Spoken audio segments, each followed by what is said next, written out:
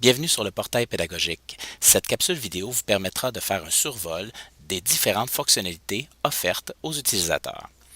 Tout d'abord, dans la bande latérale de gauche, vous avez le système de recherche par arborescence. Si vous pointez sur un ordre d'enseignement, vous allez avoir les différents ordres d'enseignement disponibles ou qu'il y a des articles en ligne présentement sur le portail. Si je souhaite trouver de l'information en particulier, par exemple dans les services complémentaires, je peux cliquer sur une section que je le souhaite et les articles reliés à cette section s'afficheront. J'attire votre attention que toujours en haut, vous allez avoir les articles les plus populaires ce mois-ci dans la section qui est cliquée.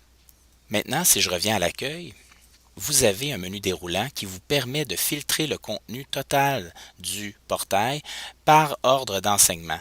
Si par exemple, vous souhaitez avoir de l'information sur tous les articles confondus, mais qui ont un lien en enseignement secondaire, vous pouvez cliquer dessus et vous allez avoir les différents articles qui vont s'afficher. Si par exemple, je viens chercher l'article aide-mémoire ici, vous allez avoir la date de publication, l'auteur. Si vous cliquez sur l'auteur, vous pouvez communiquer directement avec celui-ci. Vous allez avoir une description de votre article. Il peut y avoir quelquefois des fichiers à télécharger. Alors, quand vous cliquez sur un fichier à télécharger, on vous demande votre nom d'utilisateur et votre mot de passe. Il s'agit de votre identifiant Novell. Une fois que c'est entré, le fichier va se télécharger automatiquement. Dans la barre latérale de droite, vous avez accès à un moteur de recherche. Il suffit simplement d'entrer un ou plusieurs mots-clés et les articles qui concernent ces mots-clés s'afficheront automatiquement.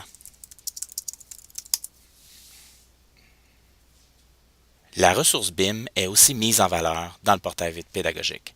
En cliquant sur son icône, on vous rappelle le chemin pour accéder à la banque de situations d'apprentissage qui est disponible dans votre bureau virtuel. On retrouve aussi de l'information sur les prochaines formations Fortic disponibles dans les services de l'enseignement.